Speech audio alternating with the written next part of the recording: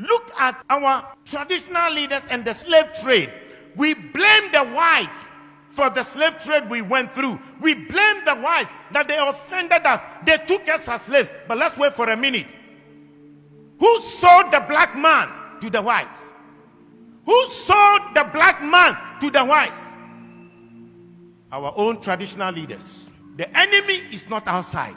The enemy is within. If we are asking the Europeans to pacify us and also to apologize to us, our traditional leaders must be the first to apologize on behalf of their ancestors for the evil they have done against their fellow blacks. Look at our attitude towards the environment and the destruction of our water bodies. All our river bodies have turned into dark brown. And you know what they said? In the next 20 years, if we don't stop this illegal mining, Ghana, we will import water to drink. Yet we don't care. And Chinese, they will come from their country into our forest, destroy our forest, destroy our land, and illegally mine and damage our waters. How can they come if the traditional leaders didn't give them permission to do that? And in one instance, while they were dead, our military went there to protect them. Our own military that is supposed to protect us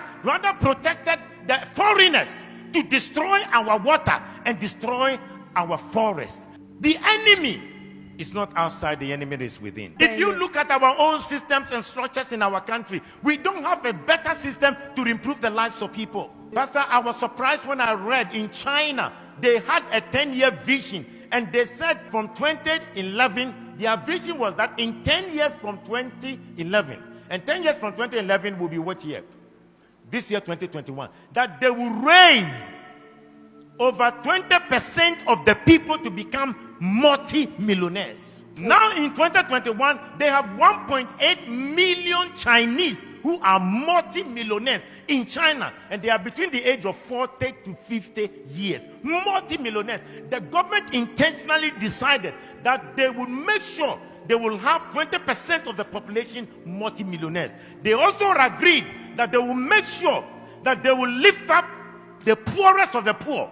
And they lifted 100 million people from begging to live a better life.